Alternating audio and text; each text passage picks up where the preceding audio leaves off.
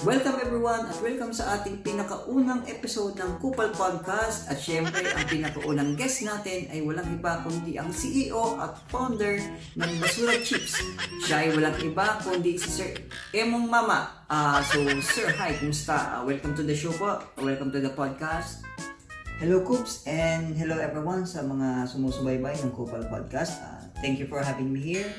I'm so honored na ako yung pinakaunang guest ng episode ng Kupal Podcast, no? So, thank you for having me here. Thank you Coops. So let's start, sir. So paano mo ba naisip yung ganitong negosyo, no? So paano mo siya paano ka nakapag-come up ng ganitong sistema ng negosyo, no? Saan mo siya nakuha? Saan mong idea siya nakuha? Well, since na mahilig kasi ako magluto, mostly vegetables, no? Di ba para pag nagsinigang tayo, di ba? So, yung mga dahon lang yung nagagamit sa sinigang. So, basically, yung mga tangkay-tangkay niya, madalas tapon yan. So, nangihinayang ako kasi sa dami talaga ng mga natatapon is sayang lang din talaga, no? So, nag-isip ako ng paraan kung paano ba mapapakinabangan pa yung mga tangkay, no? So, ang ginawa ko, inipon ko yung mga tira-tirang tangkay na ginamit namin sa sinigang.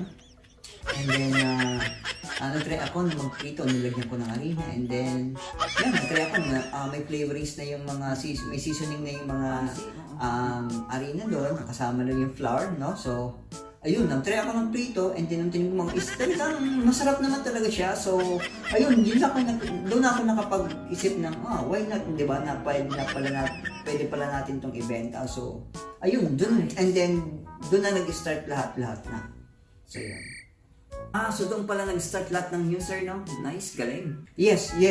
At syempre, hindi lang kangkong ang product natin available ngayon, no? So, meron din tayong kamuting baging chips, no? Yung kamote, di ba? Kamuting baging. So, meron din tayo, no? Na best seller natin din yung balat ng langka chips. And then, syempre, yung kamuting kahoy chips, no? Balat ng kamuting kahoy chips. Meron din tayo nun.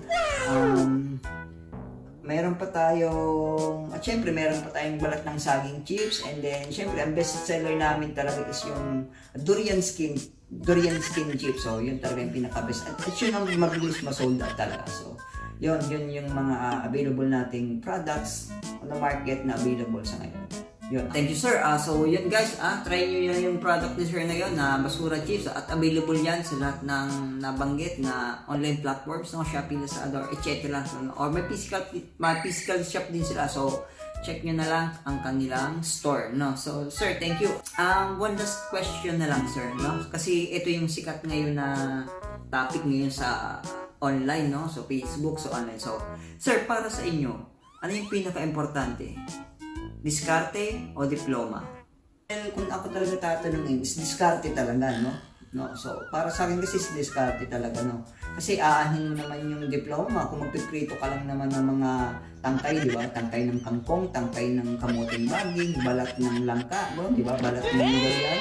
And then, syempre, balat lang naman ng balat ng saging, piprito mo, hindi mo naman kailangan ng college degree at saka diploma, no? Diba? So, hindi na kailangan yan, no? Diskarte talagang pinaka-the best ngayon, no? So, kailangan mo lang din naman kung magsusukli ka lang din naman, hindi mo naman kailangan, may kamay ka naman, hindi mo na kailangan ng calculator. So, para sa akin, diskarte, no? Diskarte. Yun lang naman. At siya nga pala, syempre, shoutout nga pala yung mga anak ko, na graduating ngayon sa Harvard, no? Sa panganay ko na si Alvin, and then yung pangalawa kong anak na nasa Canada ngayon, nag-aaral din doon, nasa second year college din siya ng business administration. So shout out sa mga anak ko, anak, mag-aaral kayong mabuti, ha? Huwag niyong di-disappoint si daddy niyo, ha? Mag-aaral kayong mabuti, no? So yun lang, thank you.